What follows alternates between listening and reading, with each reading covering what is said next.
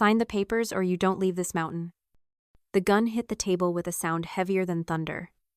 It was a black matte finish pistol, and it sat there next to a document titled Mineral Rights Transfer Deed. Outside, the wind howled against the thick glass of the Aspen Lodge, a whiteout blizzard burying any hope of escape. Russell stood over me, his face flushed, his eyes empty. My mother, Teresa, sat by the fire knitting a scarf, the rhythmic click of her needles the only other sound in the room. She didn't look up. My stepbrother Caleb leaned against the only exit phone in hand, smirking as he hit record. Before we see who pulls the trigger, drop a comment and let me know where you're listening from and what time it is for you right now. I'd love to know who's part of our community. Most people would have screamed. Most people would have begged. But in that moment, looking at the weapon that was supposed to end my future, I felt absolutely nothing. No fear, no panic, just a cold, crystalline clarity. It was like the temperature in the room dropped 10 degrees, but only for me. I didn't reach for the pen. I didn't look at my mother for help. I knew wouldn't come. I simply looked at Russell, then at the gun, and then back at him. "Watch this," I said. My voice didn't tremble. It didn't even rise. I tapped the face of my smartwatch twice. Instantly, the recessed lighting in the cabin flickered and died, plunging us into semi-darkness illuminated only by the fire. A second later, a hidden projector I had installed in the ceiling beam 3 hours ago hummed to life. A massive, high-definition image splashed across the far wall. It was a live feed. Of us. Of this room. Russell froze. He looked at the wall, seeing himself standing there, gun on the table, face twisted in rage. Then he looked at the viewer count in the corner of the projection. 14,000 people. And climbing. "You're live," I said, my tone conversational, like I was discussing the weather. "Cloud server. Encrypted backup." The link was automatically tweeted to the FBI, the SEC, and every major news outlet in Colorado the moment your voice decibel level hit the trigger point I set. Caleb pushed off the doorframe, his smirk vanishing. "What the hell is this? Turn it off." "I can't," I lied. "It's a dead man's switch. If my heart rate monitor stops broadcasting, or if I don't enter a code every 10 minutes, the full file of your embezzlement sends itself to the district attorney. You're not holding me hostage, Russell. You're auditioning for your prison sentence." The silence that followed was thick enough to choke on. Russell stared at the gun, then at me. His brain trying to catch up to the reality that the prey had just become the predator. See, they thought they were dealing with Haley, the quiet stepdaughter who did their taxes and fixed their Wi-Fi. They didn't realize they were dealing with a forensic accountant who had spent the last 6 months tracking every single dollar they stole. There is a concept in survival psychology called the invisible chain. It's the moment a victim stops seeing their abuser as a person, as a father, a husband, a leader, and starts seeing them as a variable. A problem to be solved. That shift had happened for me years ago. I looked at Russell, and I didn't see the man who walked me down the aisle at my graduation. I didn't see authority. I saw a sloppy ledger. I saw a column of red ink that needed to be balanced. I wasn't brave. Bravery implies you're overcoming fear. I wasn't afraid because I had already run the numbers. I knew exactly how desperate he was. I knew exactly how much money he owed to the loan sharks in Vegas, $150,000 due tomorrow. I knew he needed my signature on that deed because the land my biological grandfather Arthur left me was sitting on $12.5 million worth of rare earth minerals. And I knew he would try to take it. So I stopped being his daughter the day I found the first forged check. I became an auditor. I watched him. I let him plan this little family Christmas getaway. I let him drive us 3 hours into the mountains. I let him think he was leading a lamb to the slaughter, never once suspecting that the lamb had spent the last week wiring the slaughterhouse with dynamite. "You think a camera stops me?" Russell snarled, his hand twitching toward the gun on the table. "Accidents happen in the mountains, Haley. No service. No witnesses." 14,000 witnesses, I corrected, my voice flat. 15,000 now. Wave to the camera, Russell. He didn't wave.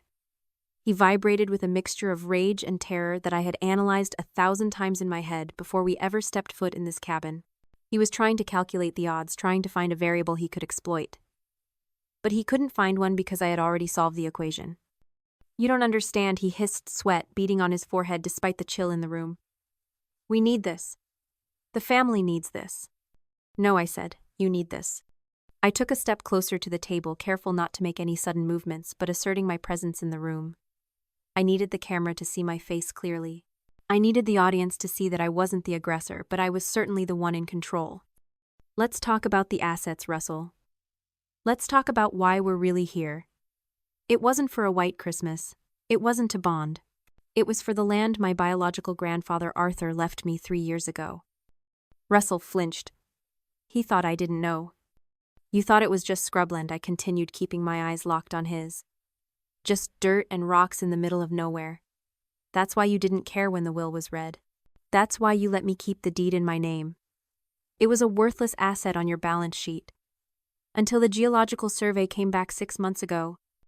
I watched his jaw tighten. He knew I knew. Rare earth minerals, I said, enunciating every syllable. Neodymium. Praseodymium. Critical components for electric vehicle batteries. That useless dirt is sitting on a deposit worth $12.5 million. My mother gasped. It was the first sound she had made in 10 minutes. She looked up from her knitting. Her eyes wide and wet. She didn't know the number. Russell had told her it was money, sure, but he hadn't told her it was a lottery ticket. 12 million, she whispered. 12.5, I corrected. But Russell doesn't want 12 million. He doesn't even want the minerals. He wants the quick sale. He has a buyer lined up who offered 2 million cash for the deed, no questions asked.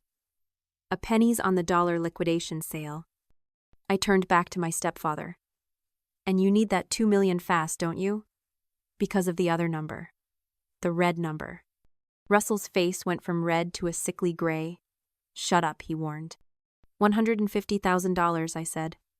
Shut up. That's what you owe the loan sharks in Vegas, I said, raising my voice just enough to cut through his panic. I know about the gambling, Russell. I know about the trips you said were business conferences. I know you're paying 18% weekly interest. This is what forensic accounting does. It strips away the lies. It turns a family tragedy into a spreadsheet. I had spent months tracking his digital footprint. I saw the wire transfers from the family construction business funds embezzled to pay off bookies.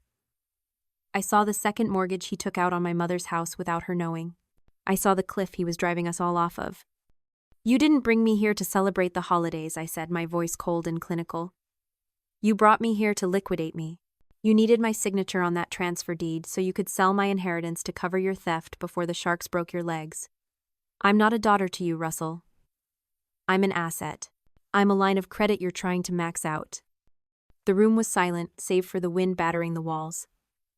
The fire popped a sharp, violent sound. I looked at Caleb. My stepbrother looked sick. He dropped his gaze to the floor, unable to look at his father. He knew about the gambling, but he didn't know about the embezzlement. He didn't know his inheritance was already gone, poured into slot machines and poker tables. I audited the books, Russell, I said softly. The construction firm is insolvent. You drained it. Mom's retirement fund gone. You liquidated it 3 months ago. If I sign that paper, I'm not saving the family. I'm just throwing $12 million into a black hole that you've already dug. You're lying, Russell whispered, but his voice lacked conviction. He looked small. He looked like a man who had been caught naked. I don't lie, I said. I verify. And I have the bank records to prove every single cent. There Russell breathed his chest, heaving as the shattered remains of the projector sparked on the floor. He had thrown a vase at it, severing the visual connection, but the audio was still live. No more witnesses. He turned back to me, a wild, unhinged look in his eyes. The veneer of the successful businessman was gone, replaced by the raw desperation of a cornered animal. Sign the papers. I didn't move. I didn't flinch. I just looked past him to the woman sitting by the fire. My mother. She hadn't stopped knitting. The rhythmic click-click of her needles was a metronome counting down the seconds of our relationship. She hadn't said a word when he pulled the gun. She hadn't said a word when I revealed the theft. She was shrinking into the upholstery, trying to make herself small enough to slip through the cracks of the violence filling the room. Mom, I said. It wasn't a plea. It was a test. I needed to know for the record exactly where she stood. I needed the final data point to close her file. Teresa finally looked up. Her eyes were dry. Her face was smooth, unbothered, wearing that mask of practiced neutrality she had perfected over 20 years of marriage to a tyrant. She looked at Russell, shaking with rage, and then at me, sitting calm and still, with a gun pointed at my chest. "Haley," she said, her voice tired, like she was scolding a child for spilling milk on a rug. "Just sign it. Don't be difficult. We can fix this later." He's stressed. "Just give him what he wants so we can have dinner." And there it was. The knife I had been waiting for. It didn't come from the man holding the gun. It came from the woman holding the yarn. Just give him what he wants so we can have dinner. In that sentence, she revealed the entire architecture of their marriage. See, people often ask why the nice parent stays with the abuser. They assume it's fear. They assume the enabler is a victim too paralyzed by terror. But forensic psychology and my own observations suggest something darker. It's a transaction. Teresa wasn't scared for me. She was calculating the cost of her own comfort. She knew Russell was a monster. She knew he was stealing. But Russell paid for the Lexus in the driveway. Russell paid for the country club membership. Russell kept her life comfortable and shielded her from the harshness of the world. And she viewed me not as her daughter but as the currency she had to pay to keep that lifestyle running. I was the rent she paid to live in Russell's house. She had normalized his cruelty because acknowledging it would mean she had to leave. It would mean she had to get a job, lose the status, lose the house. So she created a narrative where I was the problem. If I would just comply, if I would just be quiet, if I would just sign away $12 million, then the boat wouldn't rock. She wasn't protecting me. She was protecting her peace. The realization hit me with the force of a physical blow, but it didn't break me. It cauterized the wound. The last tiny thread of hope I had holding me to this family, the childish hope that my mother loved me more than she loved her comfort, snapped. It didn't hurt. It just withered and fell away, leaving me colder and sharper than before. "We can't fix this later, Mom," I said, my voice devoid of any warmth. "Because there is no later." I stood up. The movement was sudden enough that Russell flinched, his hand tightening on the grip of the gun. "Sit down," he screamed. "No," I said. "Because you need to know why that paper is worthless. You need to know that while you were bullying Mom into silence, I was making moves you couldn't even see." I pointed to the mineral rights transfer deed sitting on the table between us. "You think that document transfers the rights to you. You think if you force my hand, the law will uphold it because you're my father and I'm just a girl. But it doesn't matter if I sign it. It doesn't matter if I write my name in blood." Russell froze, the gun wavering slightly. "What are you talking about?" "Because I don't own them anymore," I said. I divested. 2 days ago, I executed a transfer of the entire estate, the land, the mineral rights, even the cabin we're standing in, into an irrevocable blind trust. The beneficiary is a non-profit legal defense fund for victims of financial abuse. I am no longer the trustee. I have no control over the assets. My signature on that deed is legally void. It's just ink on paper. Russell stared at me, his mouth opening and closing like a fish on a dock. He was trying to process the legalese, trying to find a loophole, but I saw the moment the reality sank in. It wasn't just that he couldn't get the money. It was that the money was gone. "You're lying," he whispered, the gun lowering slightly as his strength drained away. "You can't just give away $12 million. "I didn't give it away," I corrected. "I protected it. From you. You see, Russell, you made a fatal error. You assumed I was hoarding the money for myself. You projected your own greed onto me. You thought if you threatened my life, I'd trade the cash for safety. But I don't care about the money. I care about the ledger. And your side of the ledger is bleeding red." I took a step forward, ignoring the weapon in his hand. I shifted modes. The stepdaughter was gone. The forensic accountant was in the room. "Let's review your portfolio, shall we? Because while you were planning this little ambush, I was building a case file." I started counting off on my fingers. Wire fraud. 18 counts. That's for every time you moved money from the construction firm's operating account into your personal offshore shell company in the Caymans. I have the SWIFT codes. I have the IP addresses. Russell took a step back, hitting the edge of the table. "Bank fraud," I continued. 12 counts. You forged my mother's signature on 3 separate loan applications. I have the handwriting analysis. I have the notary's affidavit stating he was bribed. "Stop it," he croaked. "Structuring," I said, relentless. You made cash withdrawals of $9,000 20 times in 3 months to avoid federal reporting requirements. That's a felony, Russell. That's 10 years in federal prison just for the withdrawals. I looked at Caleb. My stepbrother was still standing by the door, his phone in his hand, his face pale. He looked like a child who had wandered into a wolf's den thinking it was a petting zoo. He realized, perhaps for the first time, that his father wasn't a mastermind. He was a liability. And conspiracy to commit extortion, I finished. That's happening right now. That's a RICO predicate act. Do you know what RICO is, Caleb? Caleb flinched. It means the government seizes everything I said. The trucks, the house, the accounts, even the watch on your wrist. It's all proceeds of crime. Caleb panicked. He lunged toward me, reaching for my smartwatch, thinking if he could just stop the broadcast, if he could just stop the signal, the nightmare would end. Give me that watch, he shouted. Don't, I snapped. My voice cracked like a whip, freezing him in his tracks. I looked him dead in the eye. Assault on a federal witness. Interference with an active investigation. That is a mandatory minimum of 5 years, Caleb. If you touch me, if you even take one more step, I will add obstruction of justice to the file I am sending to the district attorney in Denver. Do you really want to go to prison for a man who already gambled away your inheritance? Caleb looked at his father. He looked at the gun shaking in Russell's hand. He looked at the empty promises of wealth he'd been fed his whole life. He dropped his hands. He stepped back against the wall, defeated. I didn't do anything, Caleb mumbled, his voice trembling. I didn't know. Smart choice, I said. I turned back to Russell. He was vibrating now.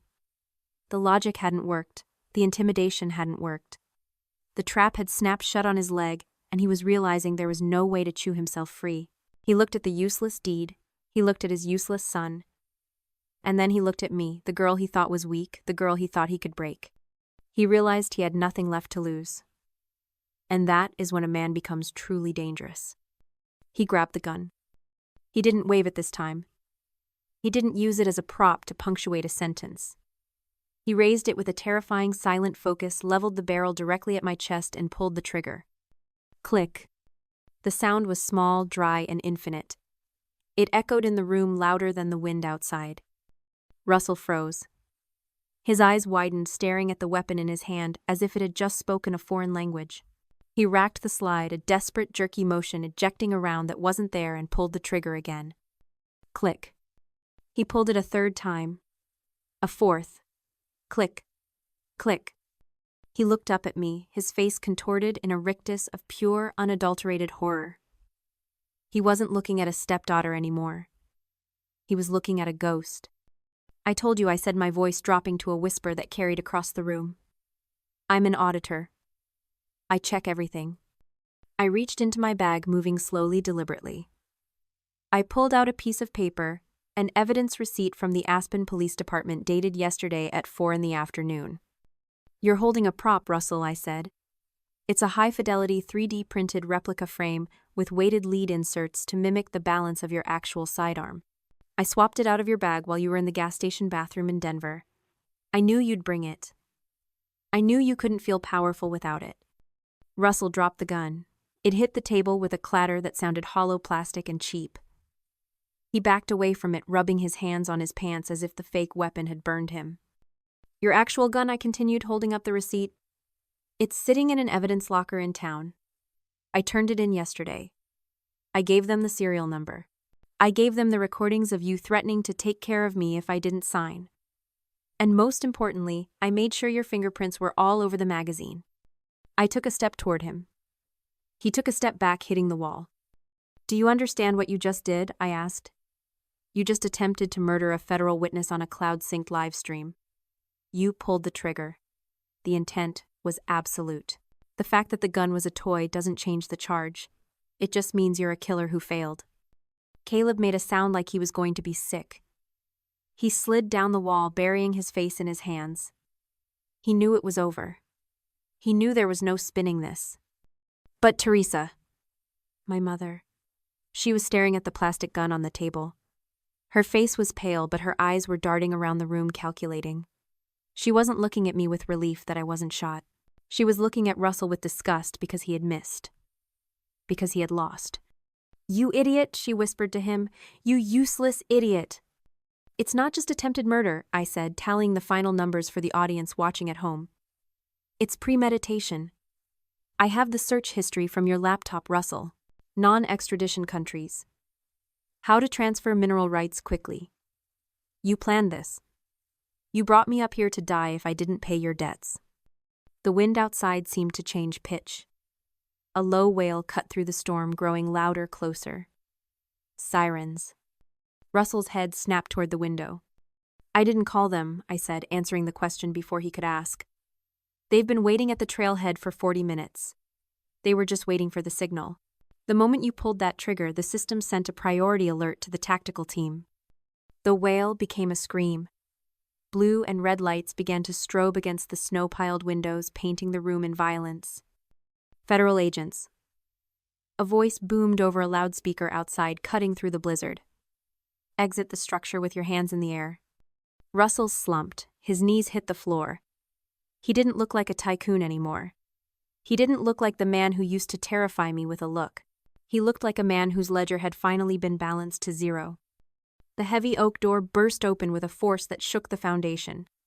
Snow and wind swirled into the room, a chaotic vortex of white followed instantly by 4 tactical officers moving with lethal precision. The red beams of their laser sights cut through the gloom, painting dots on Russell's chest. "Federal agents, get on the ground. Now." Russell didn't fight. He didn't run. He collapsed. He slumped to the floor, not like a mastermind caught in a scheme, but like a man whose entire skeletal structure had simply dissolved. The arrogance, the threats, the bluster, it all evaporated, leaving behind a shivering, middle-aged criminal in a sweater vest. Caleb was already on his knees, hands interlocked behind his head, sobbing. "I didn't know," he babbled, his voice cracking. "He made me come. I didn't do anything. Please." I watched them with a detachment that surprised even me. They looked small. They looked pathetic. And then there was Teresa. My mother stood up from her chair by the fire. She looked at the armed agents swarming the room. She looked at Russell face down on the rug being cuffed. And then she looked at me. And in that split second, I saw the gears turn behind her eyes. I saw her make one last desperate calculation. She ran to me. She threw her arms open, tears instantly streaming down her face, her expression contorting into a mask of maternal terror. "Haley," she sobbed, reaching for me. "Oh my God, thank God you're safe. I was so scared. He made me do it. He said he'd hurt me if I didn't help him." "Oh, my baby."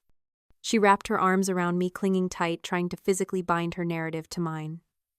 She was trying to hide in my shadow. She wanted the police to see a mother comforting her victim daughter, not a co-conspirator comforting herself. I didn't hug her back. I stood there stiff and cold, as a statue letting her perform her grief. I felt her heart racing against my chest, not from love but from the adrenaline of a con artist trying to sell the biggest lie of her life. When an officer approached us lowering his weapon, I gently peeled her arms off me. I stepped back, putting 3 feet of distance between us. "Officer," I said, my voice clear and cutting through her sobs. I pulled my phone from my pocket. I tapped the screen and stopped the recording app that had been running in the background since I sat down. "I'd like to submit this audio into evidence," I said loud enough for everyone in the room to hear. "It captures the conspiracy to commit extortion. Specifically this segment." I pressed play. My mother's voice, tired and dismissive, floated out of the tiny speaker, echoing in the sudden silence of the cabin. "Haley, just sign it. Don't be difficult. We can fix this later. He's stressed. Just give him what he wants so we can have dinner." Teresa stopped crying instantly. The tears dried up as if I'd turned off a faucet. She stared at the phone, then at me. Her face went blank. The mask didn't just slip. It shattered on the floor. She realized the transaction was over. Her currency was no good here. "You ungrateful little witch," she hissed, her voice low and venomous. "I gave you everything." "No," I said. "You gave me up." "Ma'am, turn around and place your hands behind your back," the agent said, stepping between us. As he clicked the handcuffs onto her wrists, she didn't look at him. She glared at me with a hatred so pure it almost burned. "Goodbye, Mom," I said. I walked out of the lodge, past the handcuffed men, past the woman who had sold me for a country club membership, and stepped into the snow. The cold air hit my face sharp and clean. It scrubbed the smell of stale whiskey and betrayal out of my lungs. It didn't feel like winter. It felt like the first breath of my life. Justice, I learned, is a slow grind, but it grinds exceedingly fine. Russell took a plea deal to avoid a life term. He pleaded guilty to wire fraud, attempted murder, and RICO violations. He was sentenced to 15 years in federal prison. Caleb got 3 years for obstruction of justice and assault. He'll be out in 18 months, but with a felony record that will follow him forever. Teresa got 5 years probation for conspiracy and aiding and abetting. She avoided prison time because she turned state's witness against Russell the moment they put her in the interrogation room. But I had prepared a different kind of prison for her. Through a shell company, I bought the mortgage note on the family home, the house she loved more than she loved me. The day after her sentencing, I foreclosed. I evicted her. I didn't even show up to watch. I just had the sheriff serve the papers. She lives in a 1-bedroom apartment on the other side of town, now surrounded by boxes of things she used to display to impress her friends. Friends who don't call anymore. I kept the land. I kept the minerals. But I didn't keep the money. 6 months later, I stood on the ridge of my grandfather's property. The spring thaw had come. The mountains were green alive with wildflowers. I looked out over the valley and thought about the chain of abuse that had bound my family for generations. The silence, the secrets, the way money was used as a leash to choke the people you were supposed to love. There is a concept called the justice of the sower. It means that true revenge isn't just about burning down the enemy's house, it's about using the ashes to grow a garden they can never enter. I liquidated the mineral rights for $12.5 million. I used every cent to launch the Arthur Initiative. It's a legal defense fund and rapid response unit for victims of financial abuse. We provide forensic accountants, divorce lawyers, and safe housing for people trying to escape toxic families who use money as a weapon. We help partners trapped by controlling spouses. We help children whose parents have stolen their identities. We help the people who are told, just sign the papers or else. I didn't just survive them. I built a ladder for everyone else they tried to trap. Russell sits in a cell staring at a concrete wall. Teresa sits in a small apartment staring at the past. And me? I live in a house with no secrets. I check the locks at night, not because I'm scared, but because I value what's inside. I have peace. I have silence that isn't heavy, and I have a future that belongs entirely to me. If you've ever had to build your own safety net because the people who were supposed to catch you let you fall, share this story. You are the architect of your own peace.